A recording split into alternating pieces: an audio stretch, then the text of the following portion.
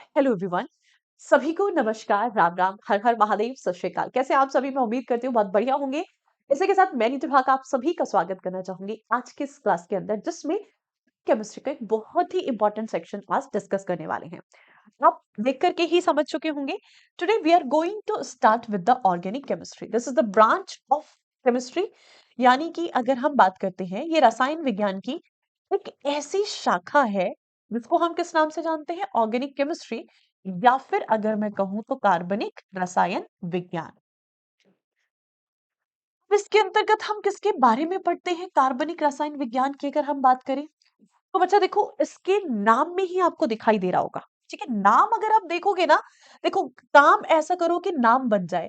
भाई, तब नाम से पहचान हो रही है तो इसका मतलब आपने काम तो कुछ ना कुछ किया है, तभी नाम से पहचान हो रही है, भले ही पॉजिटिव हो या फिर नेगेटिव हो। ठीक है, तो पॉजिटिव पीआर की बात करेंगे, not of the negative PR.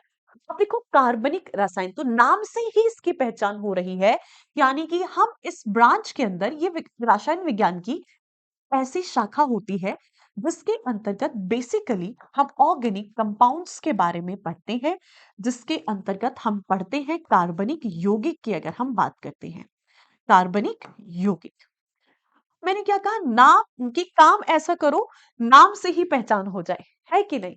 तो यहाँ पर नाम से ही पहचान आप कर पा रहे होंगे कि इस ब्रांच के अंदर हम ऑर्गेनिक कंपाउंड्स के बारे में पढ़ते हैं। अब what are the organic compounds? Organic compounds कार्बनिक यौगिक होते क्या हैं? ऐसे यौगिक जो मुख्यतः किस चीज से मिलकर के बने हैं? जो मिलकर के बने हैं कार्बन से, यानी कि कुल मिलाकर के कार्बन से बने पदार्थों को, कार्बन से बने यौगिकों को हम क्या कहते हैं? कार्बनिक यौगिक कहते हैं। All the compounds made up of the carbon will be organic compounds. ठीक है, देखो, आसपास जहां आप बैठे हैं, आप नजरें घुमा करके देखो, आपको सब कुछ तो अपने जीवन में कार्बन जैसा लगेगा। देखो, जिस तरीके से वाटर को ना एक यूनिवर्सल सॉल्वेंट कहते हैं। भाई, जिस भी चीज को आप चाहो, एक ऐसा विलय है जल जिसके अंतर्गत सब कुछ घुल जाता है। बिल्कुल उसी तरीके से अगर मैं कार्बन को एक यूनिवर्सल एलिमेंट कह दूं तो मैं गलत नहीं हूं। मैं कह दूं कहा है मैंने? ठीक है, क्योंकि आप अपने आसपास एक नजर घुमाओ, आपको आप अपनी खुद की बात करते हैं। हमारा शरीर किससे मिलकर के बना है? सेल से मिलकर के बना है। और सेल को अपनी ग्रोथ के लिए, डेवलपमेंट के लिए एनर्जी की रिक्वायरमेंट होती है। एनर्जी के लिए हम न्यूट्रिएंट्स लेते हैं, कंपोनेंट्स ऑफ द फूड, जिनको हम बायोमोलिक्यूल्स कहते हैं। यानी कि जैसे हमारे आसपास मौजूद, सबसे पहले जीवन के लिए हमें क्या चाहिए? बायोमोलिक्यूल्स चाहिए। यही बायोमोलिक्यूल्स है जहां से डीएनए आरएनए बना और आगे जाकर के जीवन की शुरुआत हुई। Amino acids, fatty acids, glucose, ribose, तब ये सब मिले, इन्होंने ही तो मिलकर के क्या बनाया? इन्होंने ही तो आगे मिलकर के जीवन की शुरुआत की। इसके अलावा अगर हम बात करते हैं, भाई हम जिंदा है और बहुत सारी एक्टिविटीज कर रहे हैं, एनर्जी चाहिए हमें। तो अगर हम प्रोटीन की बात कर रहे हैं, हम किसकी बात कर रहे हैं? हम कार्ब्स की, कार्बोहाइड्रेट की बात करें, all these are made up of the carbon. ये सभी कार्बन से मिलकर के बने हुए हैं। कपड़े पहन रहे हैं, these are the polymers. Polymers को हम क्या कहते हैं? लॉन्ग चेन कार्बन कंपाउंड कहते हैं। यानी कि अगर हम बहुलक की बात करते हैं, किससे मिलकर के बने हैं कपड़े? कपड़े फाइबर से मिलकर के बने होते हैं, रेशे से मिलकर के बने होते हैं। और रेशे क्या होते हैं? लॉन्ग चेन कार्बन कंपाउंड, जिनको हम क्या कहते हैं? पॉलीमर्स कहते हैं।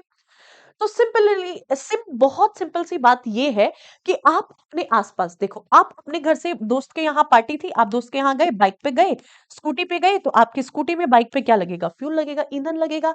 पार्टी थी तो पार्टी में क्या चल रहा था? भैया जी, अल्कोहल के बिना पार्टी पूरी नहीं होती है। तो आपको पता है कि अगर हम बात करते हैं सिंपली अल्कोहल, ये सब क्या है? ऑल दीज आर द, अगर हम इन सभी चीजों की बात करते हैं, सॉरी स्पेलिंग गलत हो गई ना, अल्कोहल, ठीक है, all these things etcetera, these all these things are basically the organic compounds. ये क्या है? कार्बनिक यौगिक है। मिलाकर के अगर हम कहें तो सबसे ज्यादा आपको अपने आसपास कार्बन से बनी चीजें दिखाई देगी। तो सबसे पहले जान लेते हैं एक्चुअल में व्हाट इज द कार्बन और किस तरीके से कार्बन बनाता है ऑर्गेनिक कंपाउंड। जो बेसिकली कुछ चीजें आप 10th में पढ़ते हैं, कुछ चीजें आप 10th में ऑलरेडी पढ़ चुके होंगे, आपने 11th में पढ़ा है, 11th के बाद आप कुछ चीजों को 12th के अंदर पढ़ोगे, जिसमें फंक्शनल ग्रुप सारे के सारे आपको डिटेल में पढ़ने होंगे 12th के अंदर। ठीक है, बेसिक फंडामेंटल्स की बात करेंगे हम ऑर्गेनिक केमिस्ट्री की। तो सबसे पहले अगर मैं कार्बन के बारे में जानूं, कार्बन एक ऐसा एलिमेंट होता है, सब कार्बन की अगर हम बात करते हैं, ऐसा तत्व जिसका एटॉमिक नंबर 6 होता है और एटॉमिक मास होता है सरकार 12। यानी कि अगर मैं कार्बन की परमाणु संख्या की बात करती हूँ, इसके एटॉमिक नंबर की बात करती हूँ, तो इसका परमाणु क्रमांक कितना होता है? एटॉमिक नंबर होता है 6 और इसका एटॉमिक मास कितना होता है? 12 होता है। और ये हमें बहुत अच्छे से पता है कि अगर हम बात करते हैं एटॉमिक नंबर किसके द्वारा डिफाइन किया जाता है? That is completely defined by the number of protons. तो सबसे पहले अगर मैं कार्बन के बाद कार्बन के अंतर्गत इलेक्ट्रॉन, प्रोटॉन, न्यूट्रॉन की बात करूं, सो इसके अंदर कितने? 6 प्रोटॉन तो 6 इलेक्ट्रॉन, क्योंकि जितने प्रोटॉन उतने इलेक्ट्रॉन। और न्यूट्रॉन स्पेस के अंदर कितने होते हैं? 6 न्यूट्रॉन्स होते हैं कार्बन की अगर बात की जाती है। Is it? कार्बन की इलेक्ट्रॉनिक कॉन्फ़िगरेशन क्या होगी? What will be the electronic configuration? यानी कि अगर मैं इसके इलेक्ट्रॉनिक विन्यास की बात करती हूँ, कॉन्फ़िगरेशन, इलेक्ट्रॉनिक विन्यास क्या होगा इसका? कार्बन के पास कितने इलेक्ट्रॉन है? 6 है। इसका मतलब 2 4 इसकी सबसे बाहरी कक्षा के अंदर वैलेंस इलेक्ट्रॉन की संख्या कितनी है? यानी कि कार्बन के अंतर्गत अगर मैं वैलेंस इलेक्ट्रॉन की बात करती हूँ, संयोजी इलेक्ट्रॉन जिनको हम कहते हैं, they are actually the 4। 4 valence electron है, 4 संयोजी इलेक्ट्रॉन है इसके अंतर्गत। तो सरकार अगर 4 वैलेंस इलेक्ट्रॉन इसके अंदर है, तो इसके अंदर कितने बॉन्ड बनाने की क्षमता है? कितने बंध ये बना सकता है? तो इसका मतलब ये 4 इलेक्ट्रॉन्स को शेयर करके ये 4 बॉन्ड बना सकता है। 4 बॉन्ड अगर ये बना सकता है, तो यहीं से क्या आती है? यहीं से इसकी वैलेंसी, यानी कि अगर हम संयोजकता की बात करते हैं, तो कार्बन की संयोजकता कितनी होती है? तो ये एक ऐसा तत्व है जिसकी वैलेंसी 4 होगी। 4 वैलेंसी है। वैलेंसी 4 होने का मतलब क्या है? कि कार्बन एक ऐसा एलिमेंट होता है जिसकी वैलेंसी होती है 4, यानी कि ये टेट्रावैलेंट कंपाउंड होता है। Tetravalent compound. और आपको पता है मैक्सिमम कोई भी एलिमेंट्स कितने इलेक्ट्रॉन्स की शेयरिंग करके बॉन्ड बना सकता है? मैक्सिमम जो इलेक्ट्रॉन्स की शेयरिंग होती है वो 4 इलेक्ट्रॉन्स तक ही शेयरिंग हो पाती है। देखो एक बहुत छोटा सा कंसेप्ट है, थोड़ा सा हटके चलेंगे। आपको पता है किसी भी एलिमेंट के अंतर्गत वैलेंस इलेक्ट्रॉन की संख्या कितनी हो सकती है? 8 हो सकती है, क्योंकि ऑक्टेट में मैक्सिमम इलेक्ट्रॉन 8 होते हैं। तो अगर किसी भी तत्व की सबसे बाहरी कक्षा में वैलेंस इलेक्ट्रॉन की हम लोग बात करें, बैलेंस इलेक्ट्रॉन केवल यही हो सकते हैं, इसके अलावा नहीं हो सकते। 9 10 11 12 13 कभी नहीं हो सकते। आपको पता है अगर किसी तत्व के सबसे बाहरी कक्षा के अंदर 1 2 3 इलेक्ट्रॉन होते हैं, तो ये खुद को स्टेबल बनाने के लिए हमेशा क्या करते हैं? इलेक्ट्रॉन को डोनेट करते हैं, दान करते हैं। और इनके ऊपर कैसा चार्ज आता है? पॉजिटिव चार्ज आता है। वही अगर मैं बात करती हूँ ऐसे तत्व जिनकी आउटर मोस्ट शेल के अंदर 5 6 7 इलेक्ट्रॉन्स होते हैं, ये क्या करते हैं? इलेक्ट्रॉन्स को ग्रहण करते हैं, एक्सेप्ट करते हैं। एक्सेप्ट करेंगे, इलेक्ट्रॉन को ग्रहण करेंगे, और कैसे होते हैं? इलेक्ट्रोनेगेटिव होते हैं, यानी कि ऋणात्मक आवेश इनके ऊपर पाया जाता है। These are the electronegative element. जिस ऑक्सीजन की हम लोग बात करते हैं, O2 नेगेटिव। समझे बात को? वैसे ही जिसके ऑक्टेट में 8 इलेक्ट्रॉन है, 8 इलेक्ट्रॉन का मतलब ही क्या है? कि भैया अपना पेट भरा है। तो जिसका पेट भरा, उसकी थाली में पनीर है, मलाई कोफ्ता है, या फिर मटन है, चिकन है, क्या फर्क पड़ता है? अपना भरा तो जग का भरा, अपने को कोई फर्क नहीं पड़ने वाला। तो सरकार, इसकी आउटपोस्ट ऑक्टेट अगर कंप्लीटली फिल्ड है, तो ये कभी भी इलेक्ट्रॉन की शेयरिंग नहीं करते हैं। ये किसी भी तरीके का बॉन्ड नहीं बनाएंगे। They will not be sharing the electrons. यहाँ पर बॉन्ड नहीं बनेगा, क्योंकि outer most octet completely fulfil है। अब अगर हम 4 की बात करते हैं, कोई भी ऐसा तत्व जिसके सबसे बाहरी कक्षा के अंतर्गत 4 इलेक्ट्रॉन है, तो 4 इलेक्ट्रॉन का मतलब क्या है? ऑक्टेट फुलफिल करनी है। 4 इसके पास अपने हैं, इसको जरूरत केवल 4 की है। अगर इसको 4 की जरूरत है, तो यहाँ पर ये क्या करता है? ये बराबर की हिस्सेदारी रखता है। ना तो ये दान करेगा, ना ही किसी से ग्रहण करेगा। क्यों भाई मैं ऋण लूं किसी को? क्यों मैं दान करूं? तो ये क्या करता है? बराबर की पार्टनरशिप रखता है, बराबर की हिस्सेदारी रखता है। इसके आउटरमोस्ट शेल में कितने इलेक्ट्रॉन सरकार? 4 है। 4 का मतलब क्या है? There will be the mutual sharing of electron. यहां से क्या चलेगा? यहां से चलेगी mutual sharing of electron. Mutual sharing का मतलब क्या है? कि भाई बराबर की हिस्सेदारी होगी। जहां कहीं भी इलेक्ट्रॉन की साझेदारी होती है, साझेदारी, और साझेदारी भी कैसी है? बराबर की साझेदारी है। तो म्यूचुअल शेयरिंग से हमेशा जो बॉन्ड बनते हैं, वहां पर क्या होता है? They are actually called as the covalent bond. क्या कहा जाता है? कोवेलेंट बॉन्ड कहा जाता है। कार्बन बहुत ही छोटा सा एलिमेंट होता है जिसकी बॉन्ड लेंथ बहुत कम है, sp में जाता है। सबसे बाहरी कक्षा में 4 इलेक्ट्रॉन है, 4 शेयरिंग कर सकता है, बॉन्ड बना सकता है। समझ रहे हो आप बात को? तो ये इलेक्ट्रॉन की साझेदारी करके कोवेलेंट बॉन्ड बनाता है, जिनको हम सह संयोजी बंध कहते हैं। सहसंयोजी बंध के नाम से जानते हैं। और आप सभी जानते हैं these are one of the strongest bond. ये क्या है? एक तरीके के स्ट्रॉन्ग बॉन्ड होते हैं। कोवेलेंट बॉन्ड ऐसे बंधों को कहा जाता है जहां पर इलेक्ट्रॉन की म्यूचुअल शेयरिंग होती है। There is no electron, free electron नहीं होता है। कार्बन अगर कोवेलेंट बॉन्ड बनाता है तो इसका मतलब ये किस तरीके के कंपाउंड्स बनाएगा? It will be forming the covalent compounds. ये कैसे कंपाउंड्स बनाता है? ये मोस्ट प्रोबेबली आपके कोवेलेंट कंपाउंड्स बनाएगा जहां पर इलेक्ट्रॉन की साझेदारी होती है। ठीक है सरकार। तो एक छोटा सा पॉइंट अगर आपको समझ आया तो आप बहुत अच्छे से समझोगे कि हमने क्या कहा। कार्बन की संयोजकता कितनी होती है? 4 होती है। 4 का मतलब क्या है कि ये कैसा कंपाउंड है? It is a tetravalent compound, यानी कि चतुर्समकफल है। इसकी जो संयोजकता है चतुर्संयोजी तत्व होता है, समकफल नहीं चतुर्संयोजी तत्व है, क्योंकि इसकी संयोजकता कितनी है? 4 है। टेट्रावेलेंट है। टेट्रावेलेंट का मतलब क्या है कि ये बॉन्ड कितने बनाएगा? ये बॉन्ड बनाएगा सरकार 4, और ये इसकी सबसे बेस्ट प्रॉपर्टी होती है। ठीक है सरकार। 4 बॉन्ड ये बनाता है, टेट्रावेलेंट होता है। बात करते हैं इसी कार्बन की। इस कार्बन की ये तो इलेक्ट्रॉनिक कॉन्फ़िगरेशन हो गई। इलेक्ट्रॉनिक कॉन्फ़िगरेशन के बाद अगर आपसे इसकी हाइब्रिडाइजेशन पूछ ली जाए, हाइब्रिडाइजेशन जैसे अगर हम बात करते हैं एसपीडी, एसपीडीएफ वाला ऑर्बिटल्स वाला, जो ऑर्बिटल्स होती है ऑर्बिटल्स, तब हम पढ़ते हैं हाइब्रिडाइजेशन। ठीक है। हाइब्रिडाइजेशन की अगर हम बात करते हैं तो उसका हाइब्रिडाइजेशन क्या होगा? 1s2, 2s2, 2p2, 2p2 होगा, सॉरी 2p2 की अगर हम बात करते हैं, यानी कि अब आउटर मोस्ट दो सेल कौन-कौन सी है इसकी? sp। तो हाइब्रिडाइजेशन किस में जाएगी सरकार? हाइब्रिडाइजेशन जाएगी इसकी sp में। ठीक है, sp में जाएगी तो इसके अंदर मोस्ट प्रोबेबली तो x कैरेक्टर इसके अंदर आपको ज्यादा दिखेंगे।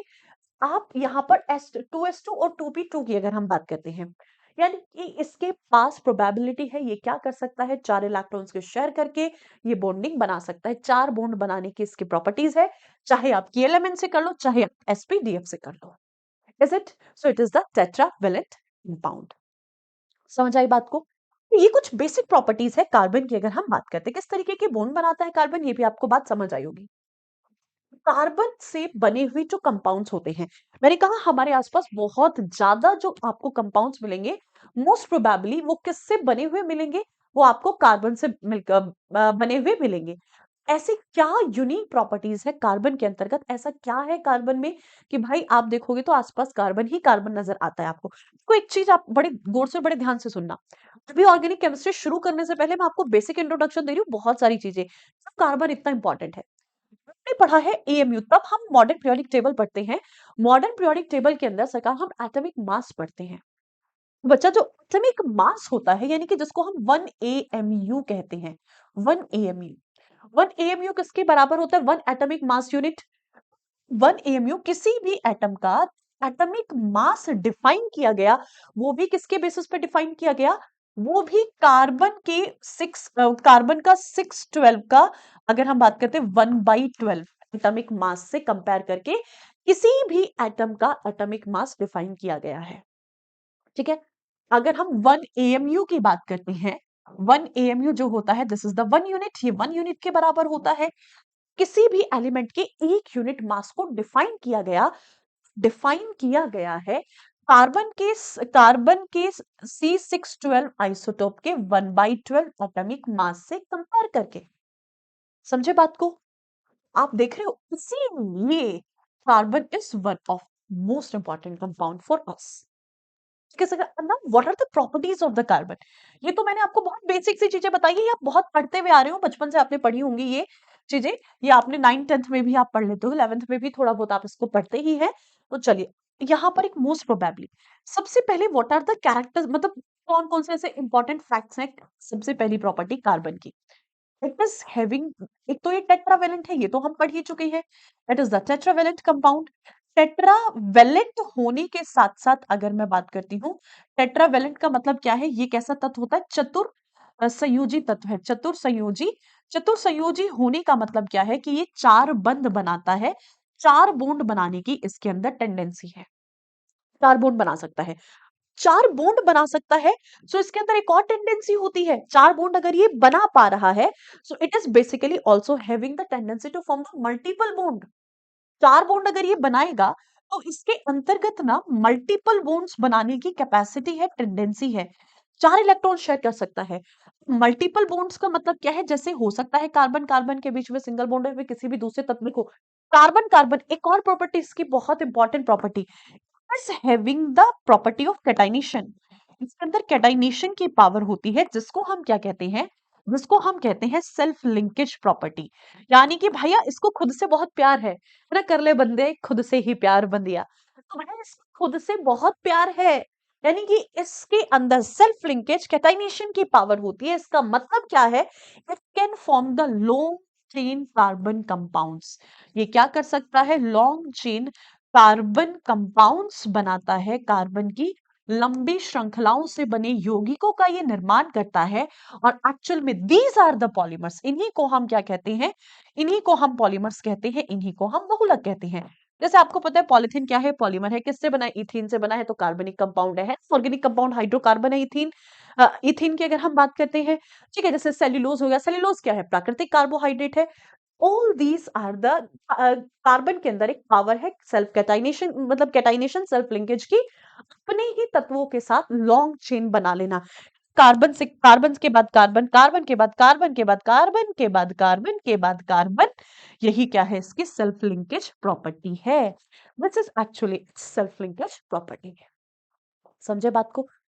चीज कहा ये मल्टीपल बॉन्ड बना सकता है। हो सकता है ये कार्बन के साथ बना रहा हो, कार्बन के साथ भी ना बना रहा हो, तो ये किसके साथ बना रहा होगा? जैसे मीथेन एच हाइड्रोजन के साथ बना लिया इसने। बेसिकली मैं एक पॉइंट यहां से समझाना चाहती हूँ, बस उस चीज को ध्यान देना। कार्बन के पास कार्बन सिंगल बॉन्ड बनाने की कैपेसिटी रखता है। इसके अंदर टेंडेंसी है डबल बॉन्ड बनाने की। ये टेंडेंसी रखता है ट्रिपल बॉन्ड बनाने की। 4 तक ही इलेक्ट्रॉन की शेयरिंग हो सकती है, 4 से ज्यादा कभी बॉन्ड भी नहीं बनते। तो मैक्सिमम वैलेंसी किसी भी तत्व के कितने हो सकते हैं? 4 हो सकते हैं। 4 से ज्यादा वैलेंसी हो ही नहीं सकती। कोई भी एलिमेंट 4 से ज्यादा बॉन्ड ही नहीं बना सकता, क्योंकि इलेक्ट्रॉन्स की तब शेयरिंग होती है, चाहे डोनेट करे चाहे एक्सेप्ट करे, 4 ही हो सकता है, 4 से ज्यादा नहीं होता है। तो सरकार, आप देख रहे हो यहाँ पे मल्टीपल बॉन्ड बनाने की टेंडेंसी रखता है। Is it? कितनी प्रॉपर्टीज हो गई इसकी? These are the 3 important properties.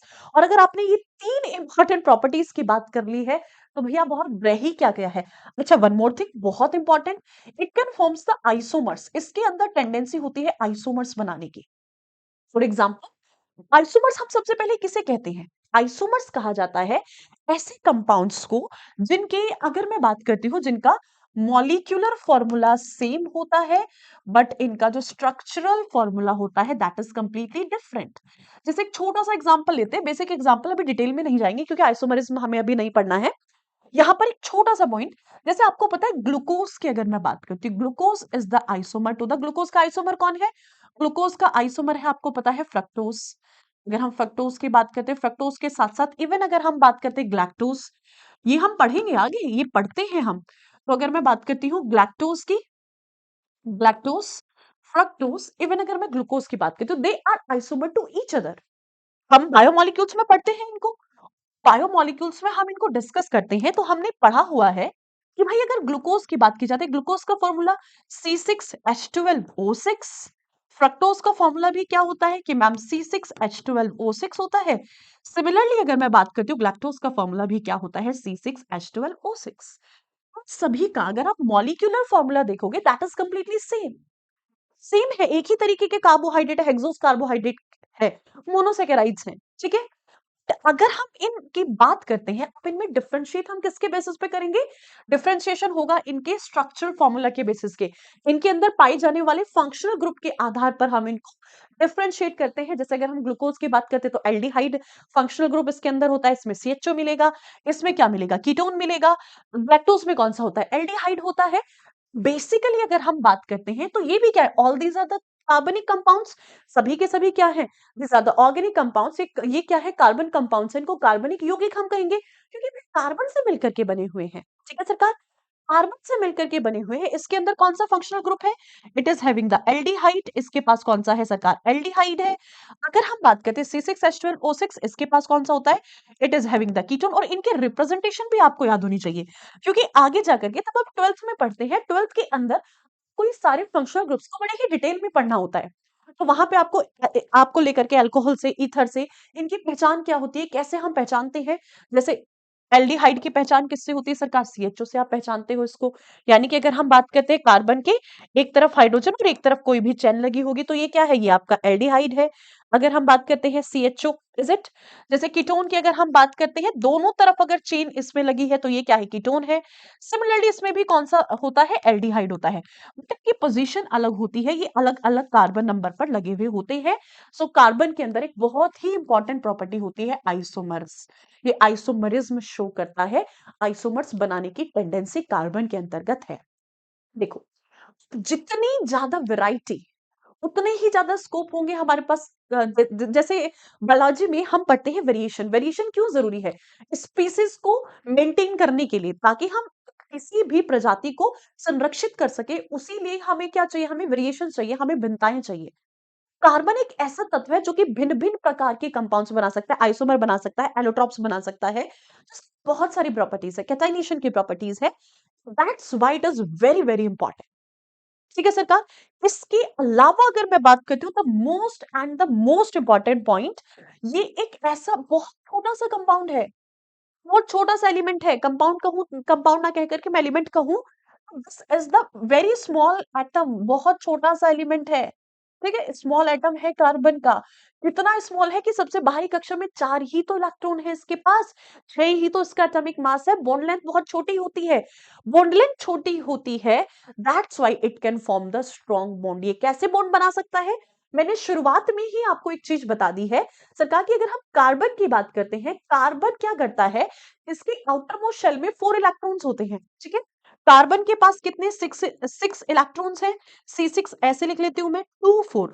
So outer most shell के अंदर कितने इलेक्ट्रॉन्स है बच्चा? 4 इलेक्ट्रॉन्स है। 4 इलेक्ट्रॉन्स इसकी आउटर मोस्ट शेल के अंदर होने का मतलब क्या है? कि भाई इसकी जो बॉन्ड लेंथ है वो तो बहुत छोटी है। बॉन्ड लेंथ अगर इसकी छोटी है तो इसका मतलब इट कैन फॉर्म द, देखो ऐसे समझना।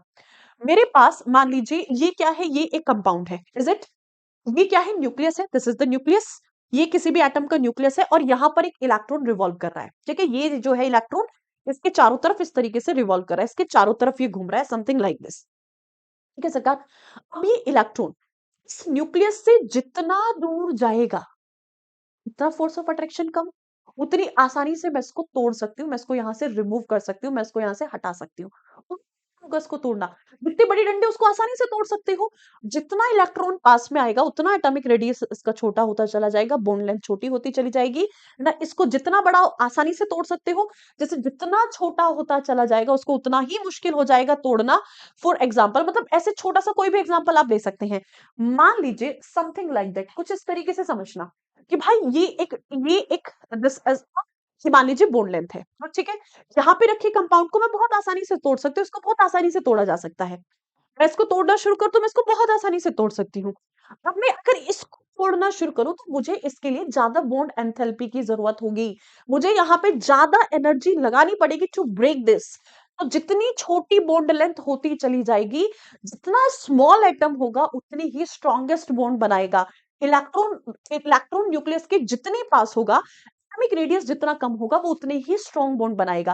तो स्टार्टिंग में ही मैंने ये बात बता दी है कि कोवेलेंट बॉन्ड बनाता है, these are one of the strong bond. ये एक तरीके के स्ट्रॉन्ग बॉन्ड होते हैं, मजबूत बंध होते हैं।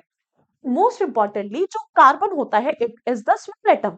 ये कैसा एटम है सरकार? ये एक तरीके का स्मॉल एटम होता है, बहुत छोटा सा एटम होता है। इसका मतलब क्या है? It is having small bond length. ठीक है, इसकी जो बॉन्ड लेंथ होती है, it is having the small bond length. यानी कहने का मतलब क्या है? इसके बंध की लंबाई बहुत छोटी होती है। अगर हम इसके बंध की लंबाई की बात करें तो बंध की लंबाई बहुत छोटी होती है, या फिर मैं सीधा लिख दूं छोटी होती है, जिसके कारण से ये कैसे बॉन्ड बनाता है? It will be forming the strong bond. ये कैसे बॉन्ड बनाएगा सरकार? स्ट्रॉन्ग बॉन्ड बनाएगा, उतने ही मजबूत बंध ये बनाता है। और ये कौन से मजबूत बंध बनाता है? By the mutual sharing of electrons. तो ये क्या करता है? 4 इलेक्ट्रॉन इसके पास है, तो चारों की शेयरिंग ये करता है। 4 बॉन्ड बनाने की इसमें कैपेसिटी होती है। इसको तो हम सिंपली प्लेन पे ड्रॉ कर रहे हैं। तब हम कार्बन के बॉन्ड्स पढ़ते हैं तो किस तरीके से होते हैं? Something like this. इसके बॉन्ड को किस तरीके से पढ़ा जाता है? ये बॉन्ड तो आपके प्लेन में लाई करेंगे, ये 2 बॉन्ड आपके प्लेन में लाई करेंगे। एक बॉन्ड होता है जो ऑब्जर्वर की तरफ होता है, ये ऑब्जर्वर की तरफ है, और ऑब्जर्व जहां आप हो ये आपके सामने वाला बॉन्ड है, और आपके अपोजिट वाले बॉन्ड को हम कुछ इस तरीके से रिप्रेजेंट करते हैं। ठीक है, समथिंग लाइक दिस, यानी कि मेरे पास इतने पेन है क्या? एक सेकेंड, मैं आपको समझाती हूँ इस बात को। ठीक है, तो it can form the 4 bonds. ये कितने बॉन्ड्स बनाने की टेंडेंसी रखता है? ये आपके 4 बॉन्ड बनाने की टेंडेंसी रखता है। ठीक है, दो हमेशा प्लेन में लाई करते हैं, तो इसलिए क्या बनाता है? प्लेनर। प्लेन में कैसे कंपाउंड बनाएगा ये हमेशा? देखो समथिंग लाइक दिस, ये एक प्लेन में बॉन्ड इसका है, मान लीजिएगा। ठीक है, ये तीसरा बॉन्ड जो कि आपके सामने है, ऑब्जर्वर की तरफ है, और ऑब्जर्वर के अपोजिट, समथिंग लाइक दिस, यानी कुछ इस तरीके का बॉन्ड बनाता है ये, समथिंग लाइक दिस। अगर आप इस बात को समझ पा रहे हो, आपको दिख तो नहीं रहा होगा ये, मुझे लग रहा है, जहां तक समथिंग लाइक दिस, इसको ऐसे समझना, समथिंग लाइक दिस, कुछ इस तरीके का ये स्ट्रक्चर बनाता है, समथिंग लाइक दिस। ठीक है, sp3 हाइब्रिडाइजेशन में जाता है ना, तो हम इसके हाइब्रिडाइजेशन की बात करें, टेट्राहेड्रल स्ट्रक्चर बनाता है, टेट्राहेड्रोन की तरह स्ट्रक्चर होता है। समझे बात को? तो अगर हम बात करते हैं 4 बॉन्ड बनाएगा, रिप्रेजेंटेशन कुछ इस तरीके से होती है। इसको आगे पढ़ते हैं कैसे रिप्रेजेंट ये किया जाता है। सबसे पहले सरकार, अगर मैं 4 बॉन्ड की बात कर रही हूं, तो कौन से बॉन्ड बना रहा है? It is forming the covalent bonds. ये कोवेलेंट बॉन्ड बनाता है जिनकी बॉन्ड एंथैल्पी बहुत ज्यादा होगी। स्ट्रॉन्ग बॉन्ड है तो तोड़ने के लिए भी एनर्जी ज्यादा लगेगी। समझे बात को? तो कोवेलेंट बॉन्ड बनाता है जिनको हम क्या कहते हैं? जिनको कहते हैं हम सरकार सह संयोजी बंध के नाम से हम जिनको जानते हैं। समझे आप इस बात को, हाँ या ना? मैं उम्मीद करती हूँ बहुत अच्छे से समझ आया होगा आपको। Is it? So these are the basic properties of the carbon, जिसके बेसिस पर अपने आसपास देखेंगे most of the compounds are made up of carbon.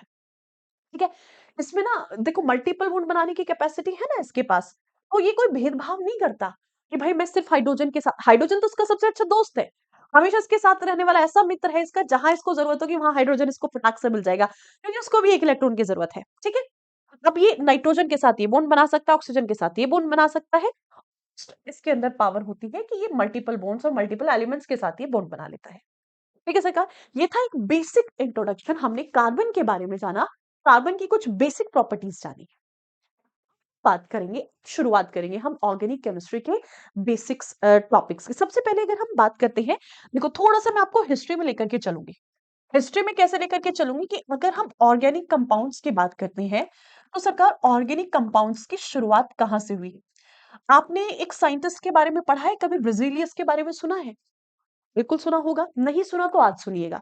ब्रिजीलियस, ब्रिजीलियस ने ना, अगर ब्रिजीलियस के बारे में आपने नहीं सुना, सुना होगा मल्टीपल, ब्रिजीलियस ने बहुत सारे काम किए हैं, बायो में भी आप बहुत बार पढ़ते हो, केमिस्ट्री में भी आप ब्रिजीलियस को पढ़ते हो। ब्रिजीलियस नाम के एक वैज्ञानिक है जिन्होंने, अच्छा वाइटल फोर्स थ्योरी तो आपने सबने सुना होगा। ठीक है, कहानी कब की है? कहानी है सरकार 1815 की।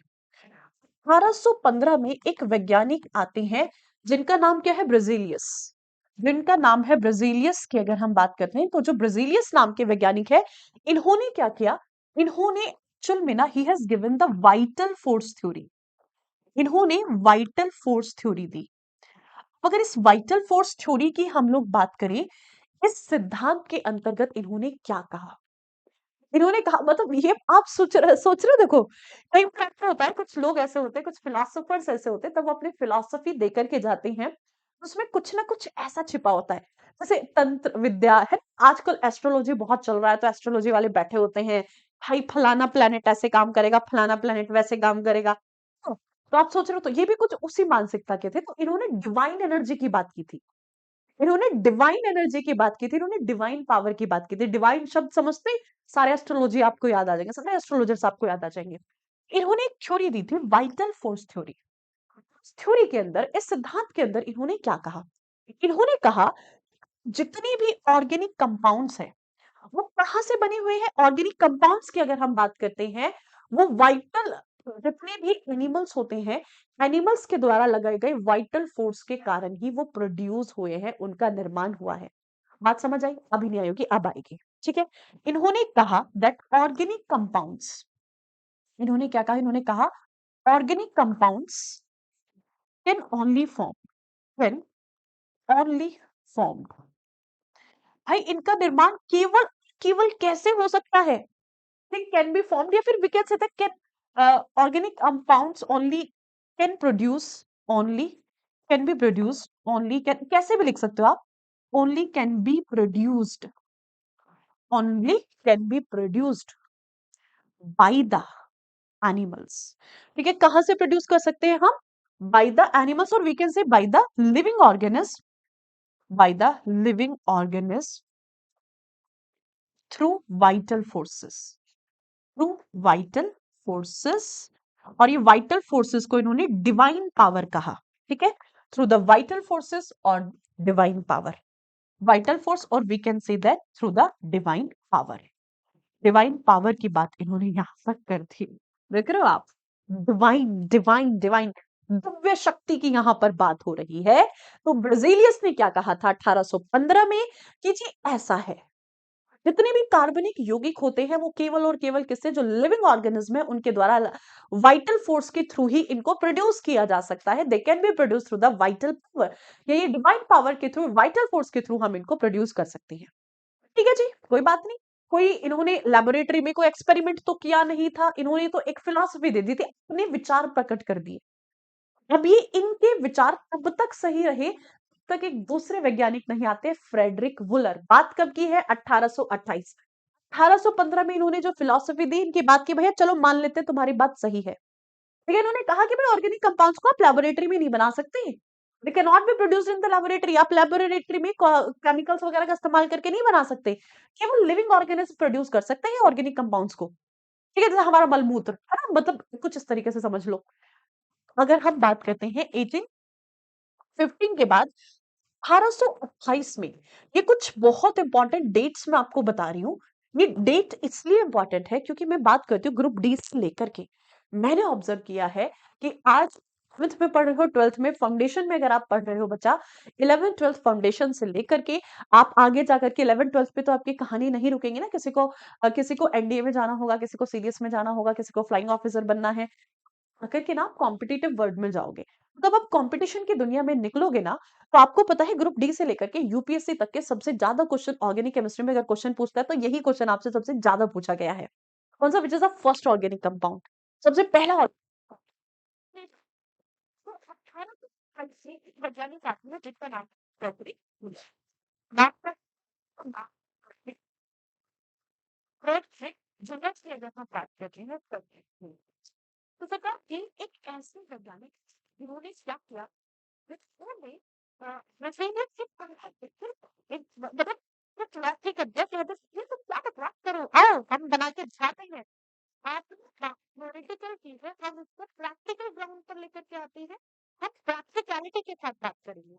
तो इन्होंने क्या किया, ठीक है बच्चों बात बताओ, जो फ्रेडरिक वुलर है इन्होंने क्या किया, उन्होंने एक इनऑर्गेनिक कंपाउंड का इस्तेमाल, इन्होंने क्या किया, एक इनऑर्गेनिक कंपाउंड लिया और इन्होंने क्या सबसे पहला कार्बनिक यौगिक बना दिया।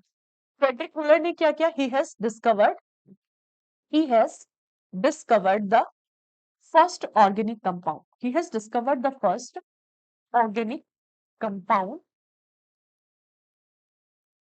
into laboratory by the chemical means, by the chemical means using an inorganic compound, using an inorganic compound। कौन से ऑर्गेनिक कंपाउंड का इन्होंने इस्तेमाल किया, इन्होंने कौन सा, एमोनिशियम साइनेट का। तो इन्होंने इन बना है एमोनिशियम साइनेट, एमोनिशियम साइनेट का इस्तेमाल करके इन्होंने क्या बनाया था सरकार, सबसे पहला ये क्या है, it is a inorganic compound, यानी कि एक कार्बनिक यौगिक का इस्तेमाल करके इन्होंने कार्बनिक यौगिक का निर्माण कर दिया by the chemical means, laboratory के अंतर्गत कुछ रासायनिक विधियों के द्वारा। इन्होंने क्या किया, इन्होंने लिया सरकार एमोनियम साइनेट। ठीक है, एमोनियम साइनेट की अगर हम बात करते हैं एक्चुअल में that is NH2CNO, NH2CNO is the formula of ammonium cyanate। ठीक है, इसको हम किस नाम से जानते हैं, this is the inorganic compound जिसको हम कहते हैं एमोनिशियम साइनेट। अब एमोनिशियम साइनेट क्या है, it is a inorganic compound, ये एक तरीके का इनऑर्गेनिक कंपाउंड था सरकार, इसी इनऑर्गेनिक कंपाउंड का इस्तेमाल किया इन्होंने लेबोरेटरी में, इसको हीट किया, इससे एक्सपेरिमेंट करके इन्होंने क्या बनाया, इन्होंने बना दिया CONH2 का होल ट्वाइस, जिसको हम किस नाम से जानते हैं, फॉर्मूला कुछ इस तरीके से होता है CONH2 NH2। इसी को हम क्या कहते हैं, इसी को कहा जाता है सरकार यूरिया, जो खेतों में हम इस्तेमाल करें ना एज अ फर्टिलाइजर के तौर पे। तो this is the formula of urea. तो इन्होंने क्या किया, एमोनिशियम साइनेट का इस्तेमाल करके ही has prepared the organic compound that is called as the urea. ठीक है सरकार। तो यूरिया को ही क्या कहा गया है, फर्स्ट ऑर्गेनिक कंपाउंड कहा गया है यूरिया। तो यूरिया क्या है, actually this is the first organic compound. ये क्या है, ये है आपका first organic compound which was actually prepared by the Frederick Wooler in 1828 in the laboratory by using the inorganic compound that is ammonium cyanide। तो urea क्या है, this is the first organic compound, ये सबसे पहला कार्बनिक यौगिक है। सबसे पहला कार्बनिक यौगिक की अगर हम बात करते हैं, इसको हम सबसे पहला कार्बनिक यौगिक कहते हैं। समझ आई आपको बच्चा बात, ये क्या था, दिस वाज द। इसके बहुत सारे साइंटिस्ट आए अलग अलग।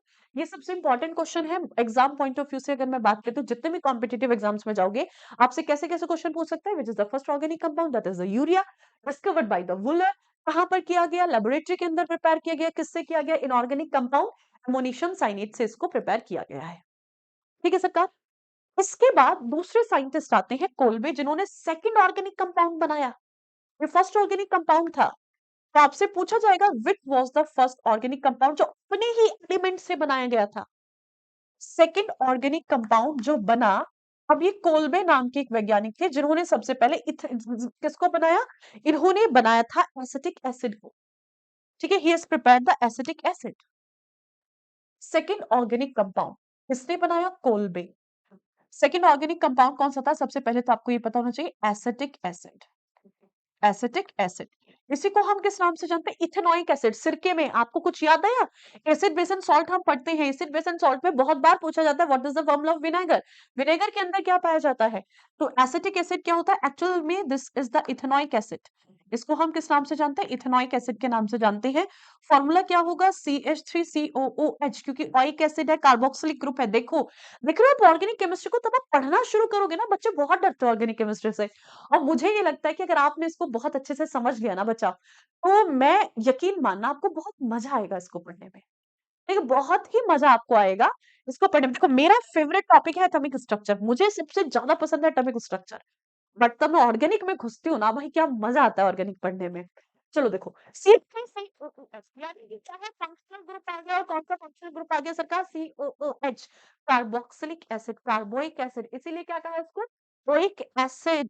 इथेनॉइक एसिड, मिथेनॉइक एसिड, मिथेनॉ यहाँ पर क्या है, एसिटिक एसिड। ठीक है, मिथेनॉइक एसिड, जिसको हम किस नाम से जानते हैं, सी, मतलब CH2COH आपका हो जाएगा ना। ठीक है, चलो अब देखो यहाँ पर CHCOH। नाउ अगर हम एसिटिक एसिड या फिर इथेनॉइक एसिड की बात करते हैं, ये कहां पर होता है basically, it is present inside the vinegar. ये भी एक क्वेश्चन आपका बन करके तैयार हो गया। कहां पर होता है, विनेगर के अंदर होता है, सिरके के अंदर होता है। देखो, जब आप कॉम्पिटिटिव वर्ल्ड में जाते हो, तो आपको ना बहुत अलर्ट मोड पे एक एक छोटे छोटे कंसेप्ट को ना ऐसे पकड़ना पड़ता है कि कहां से आप किस चीजों को कैसे सॉल्व कर सकते हो, कैसे इस मेमोरी में आप चीजों को बिठा सकते हो। ठीक है सरकार। एसिटिक एसिड और इथेनॉइक एसिड की अगर हम बात करते हैं, समझ आई आपको बात को। देखो यहाँ पर this is the second organic compound, जो कि किसके द्वारा प्रिपेयर किया गया था, इसकी खोज किसके द्वारा की गई थी, it was discovered by the scientist named as Kolbe, जिनका नाम क्या था, कोल्बे। बात कब की है, ये बात है 1856 की। इन्होंने कब, 1856 में सेकंड ऑर्गेनिक कंपाउंड बनाया। कहानी कहां से, 1815 से शुरू हुई। 1815 से अगली डेट आई 1828, जिसमें यूरिया की खोज हुई। उसके बाद कौन सी डेट आई, 1856। 1856 में किसकी खोज हुई, 1856 में सेकंड ऑर्गेनिक कंपाउंड बना, जिसको हम एसिटिक एसिड के नाम से जानते हैं। और ये सबसे पहला ऐसा ऑर्गेनिक कंपाउंड था जिसको खुद के ही एलिमेंट से प्रिपेयर किया गया था, खुद के ही तत्वों का इस्तेमाल करके इसको कैसे बनाया गया था, वो हम आगे पढ़ते हैं, तब हम फंक्शनल ग्रुप्स वगैरह पढ़ते हैं, उसमें इसका डिस्कशन भी है 12th के अंदर। ठीक है, चलो ये था आपका सका सेकंड ऑर्गेनिक कंपाउंड की अगर हम बात करते हैं। इसके बाद जैसे मीथेन की डिस्कवरी हुई, ठीक है, मीथेन की खोज हुई आगे जाकर के। ओके, 1856 की अगर हम बात करते हैं, मैंने डेट कुछ गलत लिख दी क्या, अरे हाँ, 1945, 1845, देखो इसको ऐसे याद रखना, 1947 में हमारा देश आजाद हुआ था, कुछ डेट तो बहुत इंपॉर्टेंट है। तो ये 1845, 1947, 1845 ऐसे याद रखना इसको। ठीक है, 1845। अब जो 1856 है सरकार, इसमें एक दूसरे साइंटिस्ट आए जिन्होंने CH4 यानी कि सबसे पहले किसकी खोज की, इन्होंने मीथेन की खोज की। देखा कि भैया कार्बन का सबसे अच्छा मित्र कौन है, कार्बन 4 बॉन्ड बना सकता है, तो भैया फटाक से 4 हाइड्रोजन के साथ जुड़ करके खुद को स्टेबल बना लेता है। सबसे अच्छा मित्र कौन है इसका, सबसे अच्छा मित्र है इसका हाइड्रोजन। तो इन्होंने खोज किसकी की थी, इन्होंने खोज की थी, साइंटिस्ट का नाम समथिंग क्या था, ब्रेथलोट करके साइंटिस्ट है ये। मतलब एग्जैक्टली शायद ब्रेथलोट ही है ना, ब्रेथलोट। ब्रेथ स्पेलिंग क्या होगी, ब्रेथ लियोट करके वैज्ञानिक है ये, ब्रेथ लियोट करके, जिन्होंने किसकी खोज की थी, वो हेल्थ डिस्कवर द मीथेन। ठीक है सरकार। तो ये आपको सीक्वेंस याद रखनी है। मीथेन तो अक्सर एग्जाम्स में अभी तक कभी नहीं पूछा गया है, बट ये हमने पढ़ा है, एनसीईआरटी में दिया हुआ है, तो इसलिए इंपॉर्टेंट भी है। बट हाँ, फर्स्ट ऑर्गेनिक कंपाउंड कौन सा है, urea. Second organic compound that is the ethanoic acid या फिर एसिटिक एसिड, जो किसने बनाया था, कॉल्बे ने बनाया था। इज इट, कॉल्बे प्रोसेस के माध्यम से, कॉल्बे प्रोसेस हम आगे बढ़ते हैं। ठीक है सरकार। नाउ बात करेंगे, these are the basic things about the, this is actually the introduction of the organic compounds. सबसे पहले तब हम ऑर्गेनिक कंपाउंड्स को डिफरेंशिएट करते हैं, यानी how many type of organic compounds are there. इस पूरी ऑर्गेनिक केमिस्ट्री में आपको कुछ इंपॉर्टेंट पार्ट्स पढ़ने होते हैं सरकार। कौन कौन से आपको इंपॉर्टेंट पार्ट पढ़ने हैं, सबसे पहले तो मैं उनको एक बारी देखो, मेरा हमेशा मोटिव ये रहता है, आप आगे क्या पढ़ने वाले हो उसका रोड मैप आपके माइंड में ड्रॉ होना चाहिए हमेशा। ठीक है, आपको ये पता है कि आज मुझे 8 बजे उठ करके सुबह स्कूल जाना है, तो आपको पता है 8 बजे स्कूल पहुंचना है, 8 बजे आपको कोचिंग पहुंचना है, तो रात में आपके माइंड में ये रोड मैप होना चाहिए, कल कौन-कौन सी क्लासेस है, कौन-कौन से सब्जेक्ट है, क्या टॉपिक पढ़ना है, क्या नहीं पढ़ना है।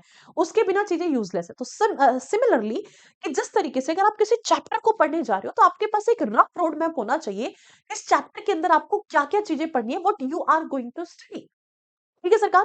तो सबसे पहले जैसे अगर हम बात करते हैं इस चैप्टर के अंदर आपको क्या पढ़ना है, first of all we are going to discuss the type of organic compounds.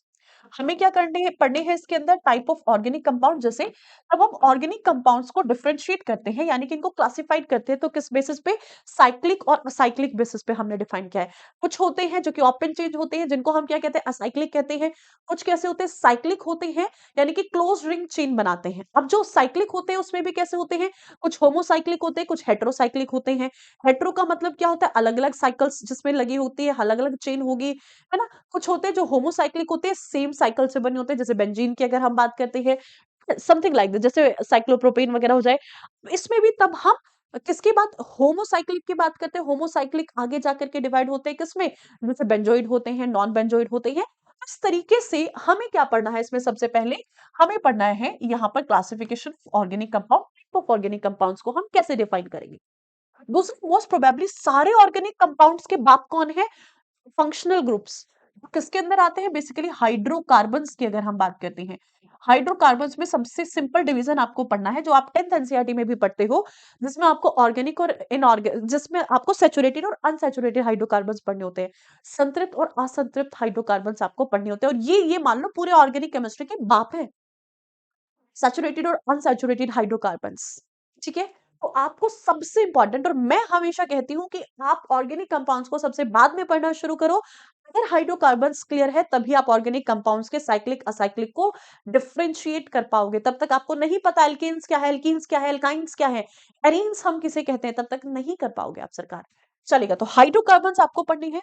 इसी के अंदर आपको क्या पढ़ना है, third, that is actually the, इसमें आपको पढ़ने हैं फंक्शनल ग्रुप्स। फंक्शनल ग्रुप्स की अगर हम बात करते हैं, यानी कि कार्यात्मक समूह पढ़ने होते हैं। कौन कौन से फंक्शनल ग्रुप है, इसमें एल्डिहाइड होगा, कीटोन होगा, ईथर होगा, ईस्टर होगा। ठीक है, किस तरीके का, किस रिप्रेजेंटेशन और कैसे हम इनको कवर करते हैं। तो इसके अलावा छोटा सा पॉइंट इसमें आता है, बायोमोलिक्यूल्स। और तब हम इन बायोमोलिक्यूल्स को पढ़ते हैं, तो ये बायोमोलिक्यूल्स भी आपका किसका पार्ट हो जाता है, अच्छा बायोमोलिक्यूल्स हैं। जैसे अगर आपका ग्लूकोज का स्ट्रक्चर आपको पता होना चाहिए, फ्रक्टोज का स्ट्रक्चर आपको पता होना चाहिए, ग्लिसरील एल्डिहाइड क्या होते हैं, इस तरीके की चीजें आपको यहाँ पर पढ़नी होती है। These are major portion. इनमें से सबसे पहले अगर आप 11th में देखोगे, तो 11th में आपको जो बेसिक फंडामेंटल्स आपको बिल्ड करने होते हैं, उसमें आपको ऑर्गेनिक कंपाउंड्स के क्लासिफिकेशन ऑफ हाइड्रोकार्बन्स पढ़ने होते हैं। 12th में आपको क्या पढ़ाया गया, 12th के अंदर आपको फंक्शनल ग्रुप्स और बायोमोलिक्यूल्स दिए गए हैं ताकि आपकी इतनी अंडरस्टैंडिंग बिल्ड 11th में हो जाए कि आप इनके फंडामेंटल्स को समझ पाए। हाइब्रिडाइजेशन निकालनी है तो सिग्मा बॉन्ड, पाई बॉन्ड, आप इन चीजों को समझ पाओगे, तभी अंडरस्टैंडिंग के बाद आप फंक्शनल ग्रुप्स ऑफ बायोमोलिक्यूल्स के मॉलिक्यूलर स्ट्रक्चर, आइसोमरिज्म, इन सब चीजों को आप समझ पाओगे। समझे बात को आप? तो सबसे पहले हम किसकी बात करेंगे? First of all we are going to start, I am going to start with the hydrocarbons. मैं शुरुआत करूंगी हाइड्रोकार्बन से, क्योंकि मुझे पता है कि आपकी अंडरस्टैंडिंग कहां से बिल्ड होगी। तो सबसे पहले गाइस अगर हम बात करते हैं, first of all we are going to start with the hydrocarbons. What are actually the hydrocarbons? Hydrocarbons क्या होते हैं? आपको पता है carbohydrates are also the type of hydrocarbons. तो हमें इसमें कार्बोहाइड्रेट्स भी पढ़ना है, ग्लूकोज वगैरह ये सब क्या कार्बोहाइड्रेट्स है।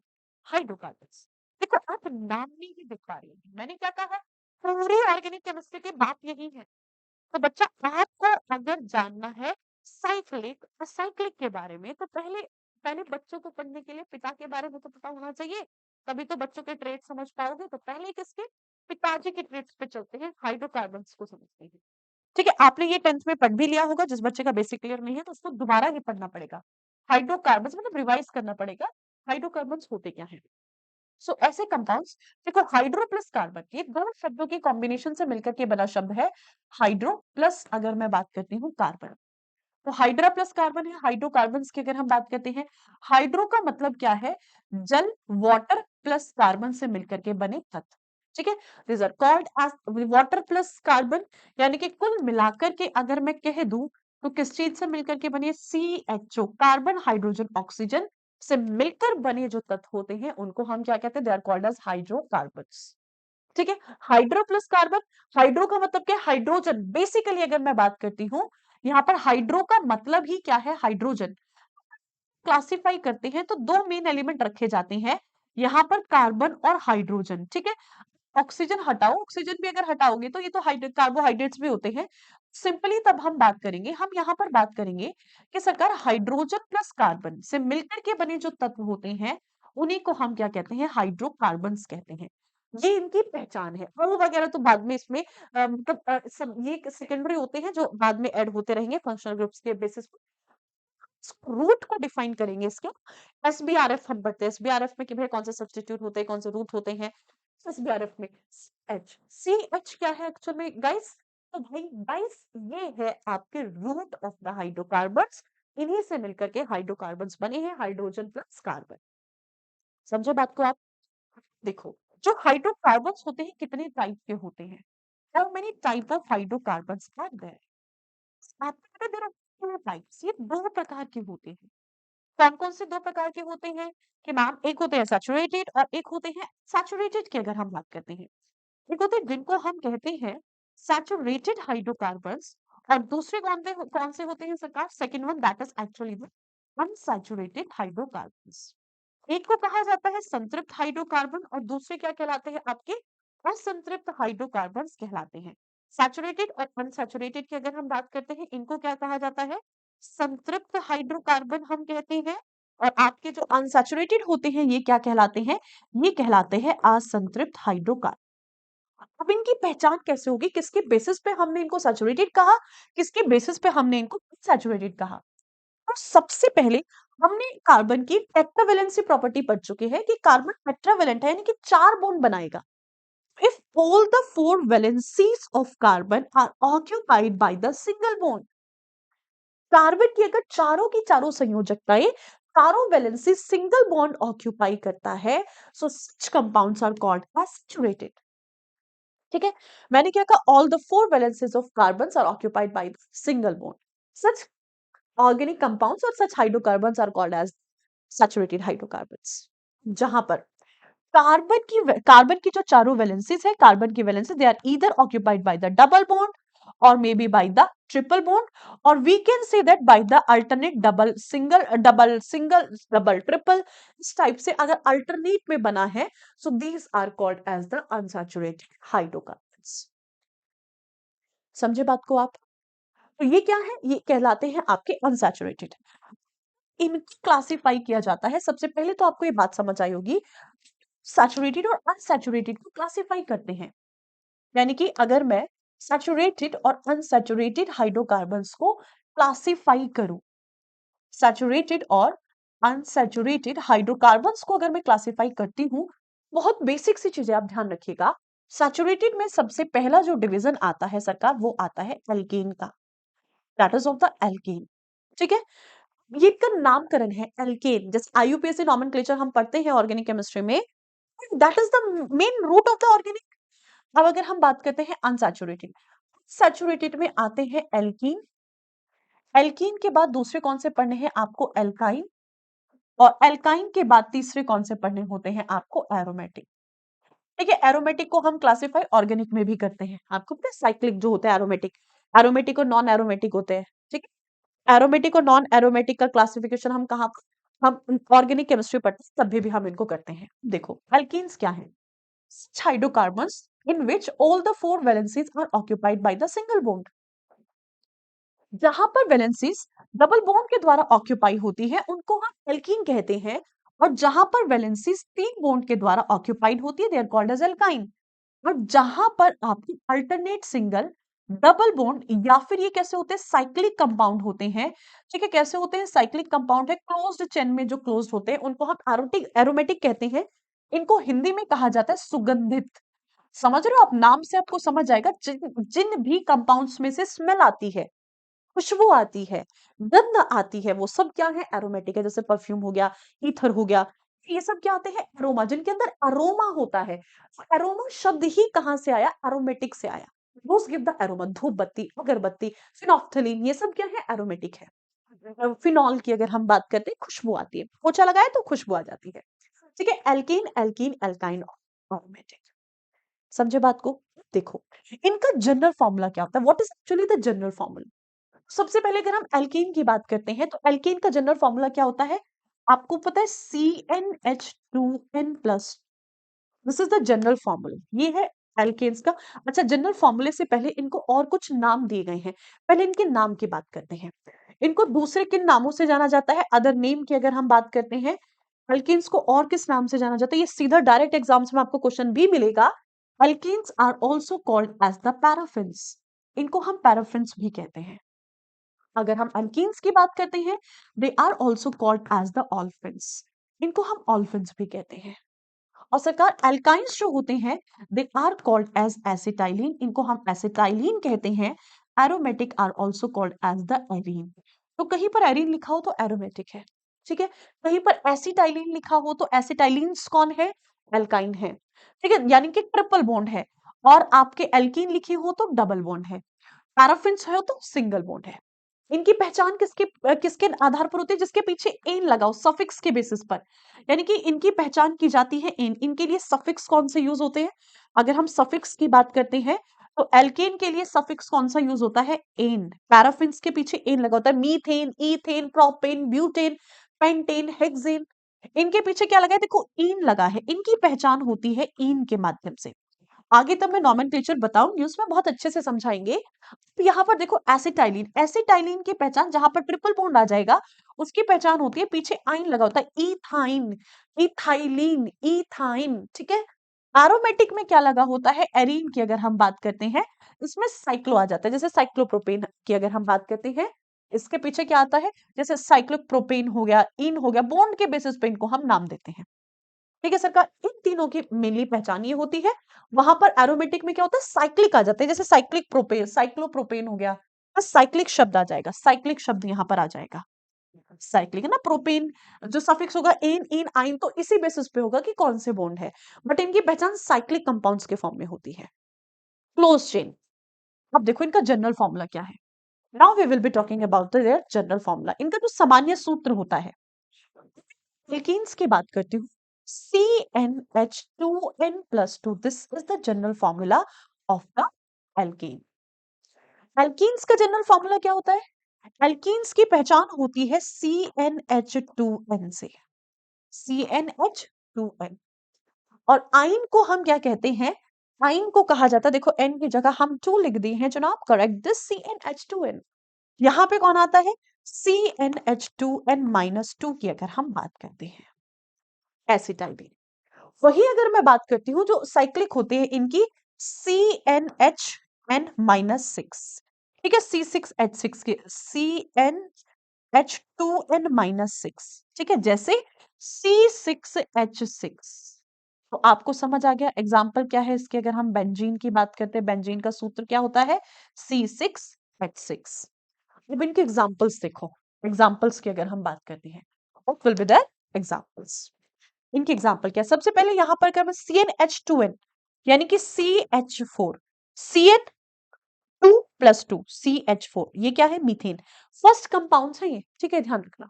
जैसे यहाँ पे कौन सा कंपाउंड आ गया, इसका एग्जाम्पल कौन सा होगा, C2H4, ठीक है सरकार, C2H4, C2H2।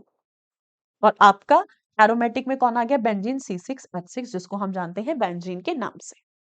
These are the examples, ये इनके एग्जाम्पल्स हैं, ठीक है सरकार। अगर हम बात करते हैं सिंपल, यहाँ पर मीथेन का स्ट्रक्चर क्या होगा कि यहाँ पर कार्बन है और कार्बन की ऑल द फोर वैलेंसीज, हमने क्या कहा, all the four valencies will be occupied by the single bond. और सबसे अच्छा मित्र क्या है, कार्बन का हाइड्रोजन है। तो हाइड्रोजन के थ्रू इसके सारे वैलेंसीज तब हमने कंप्लीट करा दी, क्योंकि हम बात ही हाइड्रोकार्बन की कर रहे हैं, कार्बन और हाइड्रोजन, ठीक है जनाब। यहाँ पे क्या होगा, कार्बन और कार्बन के बीच में आ गए डबल बॉन्ड। एक कार्बन के पास कितनी वैलेंसी, 4 वैलेंसी होती है, 2 वैलेंसी फुलफिल है तो 2 ही तो खाली बची। तो अब 2 इसके साथ क्या ऐड हो जाएंगे, 2 इसके साथ ऐड हो जाएंगे सरकार हाइड्रोजन, ठीक है जनाब। इसके साथ 2 ऐड हो गए हाइड्रोजन, इसको हम किस नाम से जानते हैं, इथीन के नाम से जानते हैं, this will be called as ethene, ठीक है जनाब। अगला नेक्स्ट आओ, अगर हम बात करते हैं C2H2, कार्बन और कार्बन के बीच में ट्रिपल बॉन्ड जाएंगे, तो दोनों कार्बन की सिंगल सिंगल वैलेंसीज खाली है, केवल एक ही वैलेंसी खाली है। अगर एक एक वैलेंसी खाली है तो यहाँ पर कंपाउंड कौन सा हुआ, ये दिस इज इथाइन। तो यहाँ पर सिर्फ एक ही वैलेंसी खाली है तो सिंगल हाइड्रोजन चले गए। ओके सरकार, मेनली अब हम इस चैप्टर को पढ़ते हैं, फंडामेंटल्स को बिल्ड करेंगे। अभी हमें बेंजीन को नहीं देखना है, बेंजीन का मॉलिक्यूलर फॉर्मूला क्या होता है, समथिंग लाइक दिस, कुछ इस तरीके से। मैं इसको ना डॉट स्ट्रक्चर बना देती हूँ, तो आप इसी से समझ जाना है ना। इसको क्या कहा जाता है, इसको कहा जाता है लाइन्ड स्ट्रक्चर। 3 तरीके के स्ट्रक्चर्स हम लोग पढ़ते हैं ना, जैसे कंडेंस पढ़ते हैं हम लोग, है ना, कंप्लीट स्ट्रक्चर पढ़ते हैं। कंप्लीट कंप्लीट स्ट्रक्चर के बाद ये कौन सा है, ये कंप्लीट स्ट्रक्चर है, this is the condensed formula. अब हम स्ट्रक्चर्स को पढ़ते हैं, इनके फॉर्मूलाज को पढ़ते हैं, तो आपको पता है this is called as the complete structure. ये क्या है, कंप्लीट स्ट्रक्चर है। This is the condensed formula, एक कंडेंस्ड स्ट्रक्चर होता है कंपाउंड का। 3 तरीके के स्ट्रक्चर्स पढ़ेंगे, आगे डिफाइन करेंगे। अभी सिर्फ इतना समझो जो आपके लिए जरूरी है, आगे बताएंगे कितने तरीके के होते हैं। 3 तरीके के होते हैं, कंडेंस्ड होते हैं, कंप्लीट होते हैं, और कौन सा होता है, बॉन्ड लाइन होता है। तो ये आपका बॉन्ड लाइन हो गया, देखो यही खत्म हो गए आपके स्ट्रक्चर। तब हम structural representation of organic compounds पढ़ते हैं, तो उसमें कौन से आते हैं, 3 तरीके के स्ट्रक्चर आते हैं। एक आता है complete structure, so this is the complete structure. ये कौन सा है, कंडेंस स्ट्रक्चर है, और ये कौन सा है, बॉन्ड लाइन स्ट्रक्चर है। सारे हमने यही खत्म कर दिए, ये पढ़ेंगे आगे, ठीक है। अब ये बात आपको इतनी समझ आई होगी। कंपाउंड कौन से हैं, तो सरकार आपको पता है कार्बन के कितने मॉलिक्यूल, एक मॉलिक्यूल, तो मेथ प्लस सफिक्स क्या लगाएंगे, एन, तो this will be the methane, ठीक है सरकार। ये क्या है, मीथेन। ये क्या है आपका, डबल बॉन्ड है, कार्बन 2 है तो एथ प्लस इन, तो ये कौन सा कंपाउंड है आपका, इथीन। कार्बन के 2 तो एथ लगाएंगे, क्या आइन लगाएंगे, तो this will be the ethyne. और ये कौन सा है आपका, बेंजीन। ये कुछ आपको एग्जांपल्स बताए हैं हमने, एल्केन्स, एल्कीन्स, एल्काइंस और एरोमेटिक के, समझे। हमें यहाँ पर तब हम सैचुरेटेड और अनसैचुरेटेड की बात करनी है। सबसे इंपॉर्टेंटली यहाँ पर आगे एक कंसेप्ट पढ़ना है, हाइब्रिडाइजेशन, ठीक है। अब यहाँ पर इसको शुरू करने से पहले ना एक टॉपिक, बेसिक सा टॉपिक हमें पढ़ना है, that is actually the hybridization. और इसी के साथ हम आज की क्लास को एंड करेंगे। छोटा सा पॉइंट आपको बताना है हाइब्रिडाइजेशन से रिलेटेड। एक चीज मेरी बड़ी गौर से, बड़े ध्यान से सुनना। अब हम हाइब्रिडाइजेशन की बात करते हैं, हाइब्रिडाइजेशन एक्चुअल है क्या, किसे कैसे हम डिफाइन करेंगे हाइब्रिडाइजेशन। तो जो हाइब्रिडाइजेशन होता है, हाइब्रिडाइजेशन को हम डिफाइन करते हैं किसके बेसिस पे, on the basis of number of sigma bonds. Number of sigma bonds की अगर हम बात करते हैं, सिग्मा बॉन्ड हम किसे कहते हैं? देखो तब बॉन्ड बनते हैं, आप ऑलरेडी बॉन्ड फॉर्मेशन में तब हम केमिकल बॉन्डिंग पढ़ते हैं, उसमें आप बॉन्ड पढ़ चुके हैं, इसमें डिटेल में नहीं जाएंगे। सिग्मा और पाई, सिंगल बॉन्ड को हम क्या कहते हैं? सिंगल बॉन्ड को हम सिग्मा कहते हैं, और डबल बॉन्ड को हम क्या कहते हैं सरकार? डबल बॉन्ड को हम पाई कहते हैं। और आपको एक और चीज पता होना चाहिए, पहला बॉन्ड हमेशा सिग्मा होता है, दूसरा बॉन्ड हमेशा पाई होता है। किसी भी कंपाउंड का पहला बॉन्ड सिग्मा, दूसरा बॉन्ड पाई, तीसरा बॉन्ड पाई। 3 ही बना सकता है, 3 से ज्यादा तो नहीं बनाएगा ना। या तो सिंगल बॉन्ड बनाएगा, डबल बनाएगा, फिर ट्रिपल बॉन्ड बनाएगा, ठीक है। 4 बॉन्ड तो नहीं बनाएगा। तो यहाँ पे 3 बॉन्ड बना रहे हैं, तो सबसे पहला हमेशा कौन सा होगा? सिग्मा, दूसरा कौन सा होगा? पाई, और तीसरा भी कौन सा होगा? पाई होगा, ठीक है। ये ध्यान रखना। हाइब्रिडाइजेशन कैसे डिफाइन करते हैं? That is completely defined by the number of sigma bond. अच्छा देखो, एक चीज यहाँ पे ध्यान में रखना, नामकरण के हैं ये आप ऑलरेडी पढ़ चुके हैं। This is actually called as the IUPAC nomenclature, जिसको हम क्या कहते हैं? आईयूपीएसी नॉमेनक्लेचर कहते हैं। नॉमेनक्लेचर पे मैं अभी बहुत डिटेल में नहीं जा रही हूँ। सबसे पहले तो मुझे कमेंट सेक्शन में बता दीजिएगा what is the full form of IUPAC. ये कॉम्पिटिटिव एग्जाम्स में कई बार पूछ लेता है। आपके जो ऑर्गेनाइजेशन होते हैं उनके आपको हेडक्वार्टर वगैरह ये सारी चीजें, बहुत सारी चीजें पूछता है ना, जैसे स्टैटिक जीके वगैरह में भी पूछता है, तो वहां से भी आपको याद रखना है। आईयूपीएसी की फुल फॉर्म क्या होती है? इसकी फुल फॉर्म होती है इंटरनेशनल यूनियन ऑफ, अगर आप ऑर्गेनिक केमिस्ट्री पढ़ने जा रहे हो और अगर इसकी डेफिनेशन किसी को नहीं आती ना, तो मतलब भाई साहब आपने कुछ नहीं सीखा है। International union of pure and applied chemistry. तो हर एक बच्चे को बच्चा ये सबसे पहले पता होना चाहिए। ऑर्गेनिक में जो हम ऑर्गेनिक नॉमेनक्लेचर पढ़ते हैं, that is actually the IUPAC nomenclature. International union of pure and applied chemistry, उन्होंने क्या किया? डिसाइड किया कि भैया एक देश में NaCl को नमक कहेंगे, एक में नून कहेंगे, एक में सॉल्ट कहेंगे, कुछ भी कहेंगे, तो सबको एक कॉमन नेम दे देते हैं, सोडियम क्लोराइड। वो किसने के द्वारा दिया गया? आईयूपीएससी के द्वारा एक इंटरनेशनल यूनियन बनाई गई, ठीक है सरकार। आईयूपीएससी नॉमेनक्लेचर में तब कभी भी हम नामकरण करते हैं, सबसे पहले यहाँ पर on the basis of number of carbon atom, ठीक है। आपको 10 तक याद रखने हैं, क्योंकि आगे मैं कुछ इंपॉर्टेंट पॉइंट बताऊंगी, उसके लिए आपको इतना याद रख लेना है बस, ठीक है गाइस। C6, C7, C10 तक आपको ये याद रख लेने हैं। C1, C2, C3, C4, C5, C6, C7, C8, C9 और C10, बस इतना याद रख लेना है, ठीक है। C1 को हम क्या कहते हैं? 10th में पढ़ के आए हो आप, इसमें मुझे ज्यादा बताने की जरूरत नहीं है। C3 को हम क्या कहते हैं? प्रॉप कहते हैं। C4 को हम ब्यूट, या फिर कई जगह पर हम जैसे प्रॉप के साथ हम यहाँ ट्राई यूज कर लेते हैं, यहाँ पर कई जगह टेट्रा, बट हमारे लिए ब्यूट है, ठीक है। ब्यूट है, ब्यूटेन ही रहेगा, ब्यूटीन ब्यूटाइन ही रहेगा, ठीक है। C5 के लिए हम पेंट यूज करते हैं।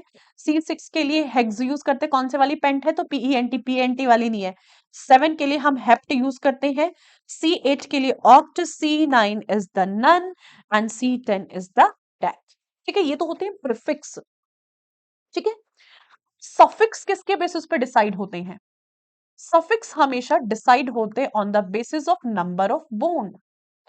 सफिक्स डिसाइड होते हैं नंबर ऑफ बोन्स के बेसिस पे। मैं तब नॉमेनक्लेचर पढ़ाऊंगी तो आपको बताऊंगी SRBF के बेसिस पे। ये एक शॉर्ट ट्रिक है, और कैसे पढ़ते हैं इसको हम आगे बताएंगे, है ना। जितने भी अदर सप्लीमेंट्स लगे होते हैं, रूट वर्ड होता है, बी से क्या होते हैं? कौन से नंबर के बॉन्ड है, वही क्या सफिक्स कहां से डिसाइड होता है? नंबर ऑफ बॉन्ड से। और सबसे लास्ट में कौन से होते हैं? आपके फंक्शनल ग्रुप होते हैं। आगे तब डिटेल में पढ़ेंगे, तब बताएंगे इसको। अभी सुनना, सफिक्स क्या है? Number of bond. अगर सिंगल बॉन्ड होगा तो सफिक्स क्या होगा? एन होगा। अगर डबल बॉन्ड होगा तो सफिक्स क्या होगा? इन होगा। अगर ट्रिपल बॉन्ड होगा तो सफिक्स क्या होगा? आइन होगा। और अगर साइक्लिक कंपाउंड होगा तो उसके आगे क्या लगेगा? साइक्लिक लगेगा, ठीक है। ये ध्यान रखना, ये चीजें आपको कुछ याद रखनी है। और प्रीफिक्स कहां से डिसाइड होते हैं? प्रीफिक्स डिसाइड होते हैं, यानी कि आपको जो रूट वर्ड है, ये रूट का मतलब क्या होता है? देखो, रूट का मतलब होता है यहाँ पर प्रीफिक्स। ये डिसाइड करता है कि क्या प्रीफिक्स लगेंगे, ये डिसाइड करता है क्या सफिक्स लगेगा।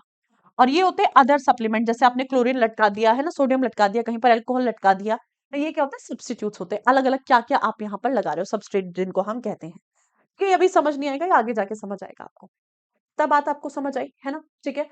देखो, यहाँ पर हमें पढ़नी है हाइब्रिडाइजेशन, और हाइब्रिडाइजेशन डिफाइन की जाती है नंबर ऑफ सिग्मा बॉन्ड से।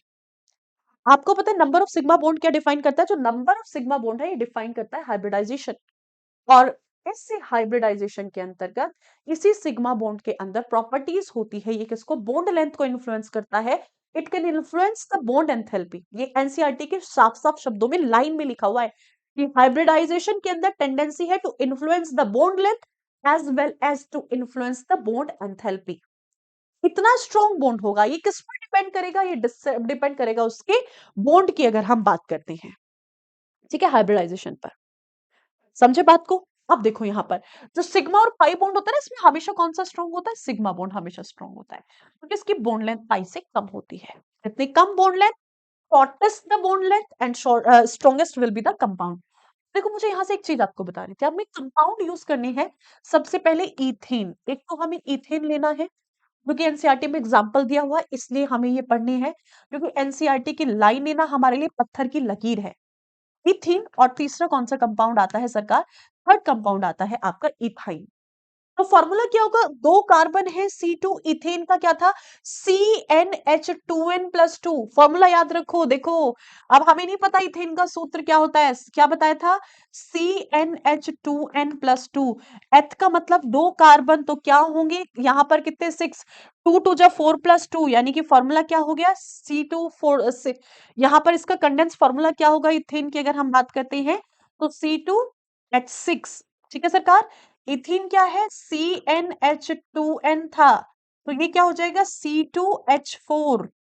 ठीक है जनाब, और ये क्या था? इसका सूत्र था CnH2n-2, यानी कि ये क्या हो जाएगा? C2H2। ठीक है, these are the condense formula. ये कंडेंस स्ट्रक्चर है कंपाउंड्स के। अगर मैं इनके कंप्लीट स्ट्रक्चर की बात करती हूँ, तो इसका कंप्लीट स्ट्रक्चर क्या होगा? इसका कंप्लीट स्ट्रक्चर होगा, दो कार्बन है हमारे पास और दोनों की सिंगल सिंगल बोन्स आपके बने हुए हैं। They are having the single bonds guys. अच्छा देखो यहाँ पर सिंगल बोन्ड है, this is the complete structure of the ethene. हम इथीन के कंप्लीट स्ट्रक्चर की बात करेंगे तो डबल बोन्ड होंगे यहाँ पर, और इसके साथ साथ दो दो जुड़ी हुई होंगी hydrogen. It will be having the two hydrogens. ठीक है, इनको मैं बॉक्स में बंद कर दूं ताकि आप कंफ्यूज ना हो, आपको ऐसा ना लगे कि मैडम कहाँ से कौन सा स्ट्रक्चर शुरू हो रहा है, कौन सा खत्म हो रहा है। ठीक है बच्चा, अगला देखो इथाइन। अगर हम इथाइन की बात करते हैं सरकार, कार्बन और कार्बन के बीच में ट्रिपल बॉन्ड आ जाएगा, तो हर एक कार्बन के पास केवल एक ही वैलेंसी बची हुई है। कार्बन कार्बन में ट्रिपल बॉन्ड और हाइड्रोजन में सिंगल बॉन्ड आ गया। तो जहां पर ट्रिपल और सिंगल बॉन्ड आया, तो यहां पर आप सिंपली बहुत आसान शब्दों से देख पा रहे होंगे कि कौन सा होगा यहां पर। सो सिंपली अगर हम बात करते हो single single and the triple bond. समझे बात को? चलिए जनाब, दिस इज व्हाट। देखो यहाँ पर ये है कंडेंस स्ट्रक्चर। ठीक है, ये आपके मॉलिक्यूल यानी कि ऑर्गेनिक कंपाउंड्स, हाइड्रोकार्बन्स है कौन कौन से? These are the hydrocarbons. ठीक है, ये आपके हाइड्रोकार्बन्स, और कौन से हाइड्रोकार्बन्स है? These are the alkane alkene alkyne. ये क्या है? आपके हाइड्रोकार्बन्स है, हाइड्रोकार्बन्स। इस तरीके का स्ट्रक्चर को हम कंडेंस स्ट्रक्चर कहते हैं। कंडेंस स्ट्रक्चर, इसको बहुत फैला के नहीं लिखा, बड़ा ही समेट के लिख दिया हमने। कंडेंस स्ट्रक्चर, जिस चीज को आप समेट सकते हो उसको कंडेंस कहा जाता है। दूध फैला हुआ है, ठीक है, उसको कंडेंस मिल्क को क्या होता है कि समेट दिया, मावत बना के तैयार कर दिया, तो कंडेंस हो गया है। इसको क्या कहते हैं? इसको कहा जाता है कंप्लीट स्ट्रक्चर। इसको हम कहते हैं कंप्लीट स्ट्रक्चर। और इसी को ना हम एक और स्ट्रक्चर में डिफाइन करते हैं जिसको बॉन्ड लाइन स्ट्रक्चर कहते हैं। तो सरकार बॉन्ड लाइन स्ट्रक्चर कैसे बनेगा? बॉन्ड लाइन की अगर हम बात करते हैं, क्योंकि वहां पे मुझे कंसेप्ट समझाना है, तो मैं यहां बताती हूँ आपको बॉन्ड लाइन स्ट्रक्चर कैसे बनता है। जैसे C2H6 है, अगला कंपाउंड क्या है? C2H4 है, और तीसरा कंपाउंड क्या है? C2H2 है। तो इसका बॉन्ड लाइन स्ट्रक्चर कुछ इस तरीके से बनेगा, समथिंग लाइक दिस, है ना? ये तो सिंपली बन जाएगा। थोड़ा सा बड़ा कंपाउंड ले लेते हैं बॉन्ड लाइन स्ट्रक्चर में, जैसे ब्यूटेन ले लेते हैं, ब्यूटेन का ले लेते हैं ना, थोड़ा सा बड़ा हो जाएगा। पेंटेन ले लेते हैं, सबसे बेस्ट रहेगा पेंटेन लेंगे, पेंट यानी कि पेंट का हम लोग यूज करेंगे, पेंट का। ठीक है, तो सबसे पहले हम पेंटीन, पेंटीन, पेंटीन, पेंटीन और पेंटाइन। ठीक है, पेंटाइन है ना, पंडिताइन। तो आप देख रहे हो ना, पेंटेन। पेंटेन का मतलब क्या है सरकार? C5। तो फॉर्मूला क्या जाएगा? H10+2, तो कितने जाएंगे? 12। दो दूनी कितने थे? 10, 2n+2। ठीक है, पेंटीन का फॉर्मूला क्या होगा? C5H10, और -2 हो जाएंगे C5H, यही रहेगा। ठीक है, ये क्या है? इसका कंडेंस फॉर्मूला है, कंडेंस फॉर्मूला। अब स्ट्रक्चर फॉर्मूला मैं बना नहीं रही हूँ, अब मैं इसका बॉन्ड लाइन स्ट्रक्चर बना रही हूँ। बॉन्ड लाइन स्ट्रक्चर कैसे बनेगा? ठीक है, तो सबसे पहले इसका बॉन्ड लाइन स्ट्रक्चर कैसे? 5 कार्बन है, वैसे 1 2 3 4, 1 2 3 4 और 5 इस टाइप से बनता है। जैसे पेंटेन हमने लिया, तो आप देख रहे हो इसके एजेस पर जहां जहां पर ये लाइन को आपने मोड़ दिया, यहाँ पर एक एक कार्बन है, ठीक है। हाइड्रोजन हम रिप्रेजेंट नहीं करते, बस ऐसे, this is the bond line structure. ये बॉन्ड लाइन स्ट्रक्चर है, 1 2 3 4 5, 5 है, ठीक है। इसमें भी क्या है, 5 है, बॉन्ड को रिप्रेजेंट कर देंगे, कहीं पर भी डबल बॉन्ड लगेगा आपको, तो इस टाइप से this is the bond line structure. तो ये 3 तरीके के स्ट्रक्चर्स होते हैं। तो यहाँ पर एक चीज देखना बेटा, बहुत इंपॉर्टेंटली, यहाँ पे हाइब्रिडाइजेशन हमें बतानी है किसकी, इथीन की, इथाइन की, इनकी हाइब्रिडाइजेशन हमें बतानी है। देखो, hybridization always depends on the number of sigma bond. देखो, चीज मेरी बड़ी गौर से, बड़े ध्यान से सुनना। कार्बन 4 बॉन्ड बना सकता है, 1 2 3 4, 4 बॉन्ड बना सकता है। 4 बॉन्ड बनाता है, अगर हम कार्बन की बात करते हैं, 1s2 2s2 2p2, 1s2 2s2 2p2। S और पी हाइब्रिडाइजेशन किस में जाएगी, एसपी। टेट्राहेड्रोन है, एसपी है इसमें, ठीक है। एसपी की अगर हम बात करते हैं, तो एक चीज देखो, ये 4 बॉन्ड बनाने की ताकत रखता है, ठीक है, एस और पी, इज इट। अब ये 4 बॉन्ड बनाएगा, इन 4 बॉन्ड में से हमेशा जो पहला बॉन्ड है वो एस रहेगा, तो पहला बॉन्ड एस। अब जितने बॉन्ड बचे वो पी में चले जाएंगे, तो अगर 3 बचे तो 3 किस में जाएंगे, तो 3 गए पी में, तो sp3, ठीक है। वैसे अगर किसी में क्या है, देखो अभी मैं इस बात को, इस छोटे से पॉइंट को ऐसे समझना। देखो जैसे यहाँ पर 2 कार्बन है, इस कार्बन के कितने सिग्मा बॉन्ड है, यहाँ पर नंबर ऑफ सिग्मा बॉन्ड कितने हैं सरकार, यहाँ पर नंबर ऑफ सिग्मा बॉन्ड देखो, 1 2 3 4, 4 सिग्मा बॉन्ड है। इस कार्बन के भी कितने सिग्मा बॉन्ड है, it is also having the 4 sigma bond. ये C1 है और ये क्या है, ये C2 है, ये वाली कार्बन, ठीक है। मैं अलग अलग से रिप्रेजेंट कर देती हूँ, कलर अलग ले लेती हूँ, तो फिर आप समझ जाओगे। यहाँ पे कितने सिग्मा बॉन्ड है, यहाँ पर इस वाली कार्बन के पास 4 सिग्मा बॉन्ड है। तो इसकी हाइब्रिडाइजेशन क्या हुई, इसकी हाइब्रिडाइजेशन, इस वाले कार्बन की हाइब्रिडाइजेशन क्या हुई, sp लिखेंगे हम। यहाँ पर भी क्या लिखेंगे सरकार, यहाँ पर भी हम sp लिखेंगे, ठीक है। यहाँ पर कितने 4 बॉन्ड, एक तो s में गया, बचे 3, 3 गया, तो ये हो गया sp3 हाइब्रिडाइजेशन। सिंगल बॉन्ड है, तो 4 सिग्मा बॉन्ड थे, तो एक बॉन्ड तो हमेशा s में जाएगा, 4 बॉन्ड एक s हो गया, तो 3 p बचे, 1 2 3, 3 p रह गए। p कितने गए बेटा, 3 गए। अगला देखो, यहाँ पर इस कार्बन में देखो, मैंने कि पहला बॉन्ड सिग्मा, दूसरा बॉन्ड पाई, ठीक है, ये ध्यान रखना। तो यहाँ पर अगर हम बात करते हैं, इस कार्बन का हाइड्रोजन के साथ पहला सिग्मा बॉन्ड, दूसरा सिग्मा बॉन्ड, एक सिग्मा बॉन्ड होगा और ये पाई बॉन्ड होगा। कार्बन कार्बन के बीच में एक सिग्मा और एक पाई बॉन्ड है। इसमें दो, तब आपसे हाइब्रिडाइजेशन हाइड्रोजन और कई बार डबल बॉन्ड के साथ भी पूछता है, तो ध्यान रखना। देखो इस वाली कार्बन पे चलेंगे अब हम, अब कलर में चेंज कर लेती हूँ। सबसे पहले तो इस कार्बन की हाइब्रिडाइजेशन की बात करेंगे, इसके पास इसकी हाइब्रिडाइजेशन क्या होगी, sp लिखो सबसे पहले। 4 ही तो बॉन्ड बना सकता है, 4 में से सबसे पहले इसके मुझे ये बताओ कितने सिग्मा बॉन्ड है, इस वाली कार्बन के पास 1 2 3, 3 सिग्मा बॉन्ड और इसके पास एक पाई बॉन्ड है। पाई बॉन्ड से तो हमें कोई लेना देना नहीं। अब इसकी हाइब्रिडाइजेशन कैसे लिखेंगे, sp में हाइब्रिडाइजेशन लिखनी है, केवल 3 सिग्मा बॉन्ड है, सिग्मा बॉन्ड देखो 3 सिग्मा बॉन्ड है, 3 सिग्मा बॉन्ड से पहला हमेशा s होगा। बचे कितने, सॉरी मैं तो 4 हाथ 4 है ना, 3 सिग्मा बॉन्ड है, these are the 3 sigma bonds, ऐसे समझो कि सबसे पहला क्या हुआ, हमेशा s हुआ, तो 2 p बच गए, 1 2, तो ये इसकी हाइब्रिडाइजेशन क्या होगी, इस वाली कार्बन के जहां डबल बॉन्ड है sp2 हाइब्रिडाइजेशन, ठीक है सरकार। इसकी हाइब्रिडाइजेशन क्या हुई, sp2 हो गई। सिमिलरली अब दूसरे कार्बन पे चलो, देख इस कार्बन का एक सिग्मा बॉन्ड, दूसरा सिग्मा बॉन्ड और तीसरा सिग्मा बॉन्ड, और ऊपर वाला हमेशा क्या होगा, पाई बॉन्ड होगा।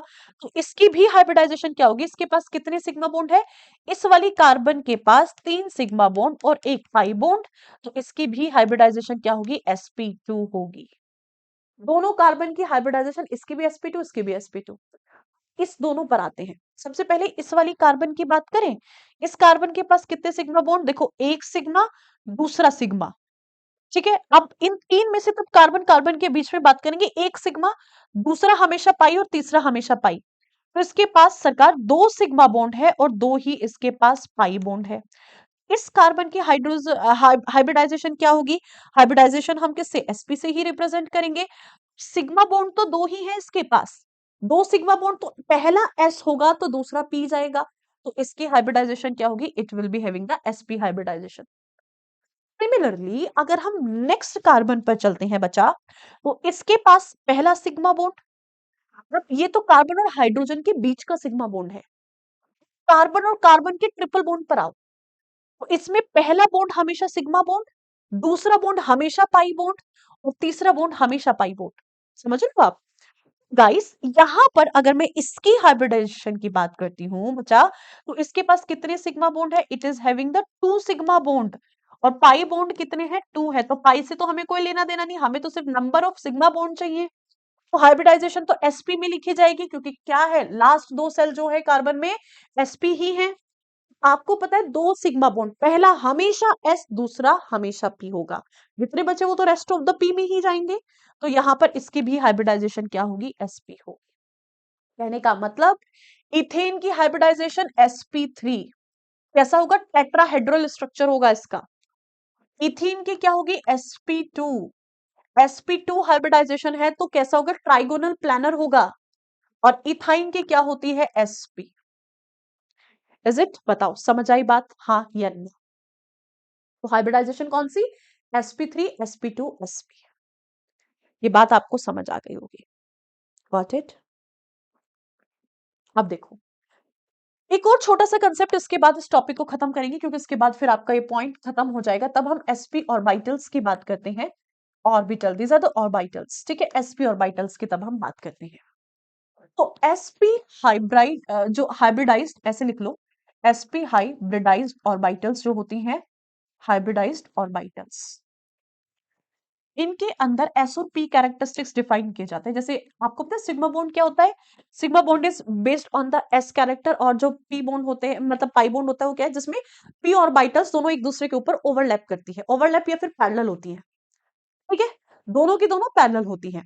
तो यहाँ पर एक चीज ध्यान रखना, sp हाइब्रिडाइज्ड ऑर्बिटल्स की अगर हम बात करते हैं, हमारे पास क्या आया? हमारे पास देखो sp हाइब्रिडाइजेशन होगी, sp2 होगी, या फिर sp3 होगी। यही तो 3 हाइब्रिडाइजेशन आई थी हमारे पास। कौन सी? sp3 आई। इथेन की कंपाउंड कौन कौन से थे, ऐसे समझना, इथेन, इथीन और इथाइन। फिर उल्टा हो जाएगा तो समझ नहीं आएगा, थोड़ा सा कंफ्यूजन हो जाएगा। इथेन, इथीन और इथाइन। तो बच्चा एक चीज ध्यान से सुनना, तो इथेन होता है, it is actually sp3 hybridised. Ethene कैसा है? sp2 हाइब्रिडाइज्ड है। और इथाइन कैसा है? sp हाइब्रिडाइज्ड है, ठीक है? अब अगर बात करते हैं इन तीनों में सबसे ज्यादा स्ट्रॉन्ग और सबसे ज्यादा कौन होगा, जिसमें ज्यादा एस कैरेक्टर किसमें ज्यादा होते हैं? आपको पता है sp is having the 50% S character. जितने ज्यादा एस कैरेक्टर उतने ही ज्यादा इलेक्ट्रोनेगेटिव, ये भी हम पॉइंट पढ़ते हैं, है कि नहीं? तो आपको बहुत सारी चीजें ऐसे लगेंगी। देखो एसपी में यहाँ पे एस कैरेक्टर पूछा जाता है हाइब्रिडाइजेशन की, तब हम बात करते हैं कि किसमें कितना एस कैरेक्टर होगा, कितने किसमें कितना पी कैरेक्टर। तो एसपी में अगर हम एस कैरेक्टर की बात करते हैं, SP is having the 50% of the S character. sp2 में कितना होता है? 33% एस कैरेक्टर होता है। अभी एस कैरेक्टर क्या होता है इसको बताएंगे आपको अगली क्लास में। sp3 में कितना एस कैरेक्टर होगा? तो सरकार जो sp3 होता है, it is having approximately 25% of the S character. इसमें 25% एस कैरेक्टर होता है। इस कैरेक्टर से डिफाइन की जाती है बॉन्ड लेंथ, इसी से डिफाइन की जाती है किसी भी एलिमेंट की इलेक्ट्रोनेगेटिविटी। दो दो कॉमन इंपॉर्टेंट पॉइंट्स यहाँ पर, ठीक है? जितना ज्यादा एक्स कैरेक्टर उतना स्ट्रॉन्ग बॉन्ड, उतनी उतना ही क्या कहेंगे, उतनी ही शॉर्ट बॉन्ड लेंथ, और जितनी शॉर्ट बॉन्ड लेंथ उतनी ही सिंपली अगर हम बात करते हैं, इज इट? ये ध्यान रखना, more s character, more s character, s, हाँ ऐसे लिखना, higher the S character, higher the S character, higher the, जैसे जैसे एस कैरेक्टर बढ़ेगा, higher the S character, shorter the bond, shorter the bond length. ये मतलब ये मैं क्लास में पढ़ाती हूँ ना आपको, ऐसे as it it take it as a music, इसको एक रिदम में लो। Higher the S character, the bond length, shorter the bond length, strongest the bond, ठीक है सरकार? नेक्स्ट पॉइंट समझना यहां पर, shorter the bond length, shorter the bond length, shorter the bond length, ठीक है, stronger the compound, strongest the compound, strongest the compound. समझे बात को, जितना ज्यादा एस कैरेक्टर उतना ज्यादा electronegativity, higher the S character higher the electronegativity. ठीक है, ये तीन इंपॉर्टेंट पॉइंट्स याद रखना, ये आगे बहुत काम आएंगे। दैट्स ऑल फॉर टुडे, ये that's more than enough. Higher the S character, more the electronegative element, more the electronegativity, electronegativity, negativity। बताइए, समझ आई आपको इतनी बात, हाँ या ना? Is it? तो आपसे पूछा जाए इन तीनों में which one will be the strongest bond, तो इथाइन ट्रिपल बॉन्ड सबसे ज्यादा स्ट्रॉन्ग कौन होगा? तो sp will be the strongest one. ये पॉइंट आपको याद रखना है। This is actually the conclusion of today class. ये बहुत इंपॉर्टेंट है। IUPAC nomenclature, hybridisation we will be discussing in the very next class. तब तक के लिए आप लोग अपना ख्याल रखिएगा और मुझे दीजिएगा इजाजत। हम मिलते हैं आप लोगों से अपनी क्लास में। जय हिंद, जय भारत।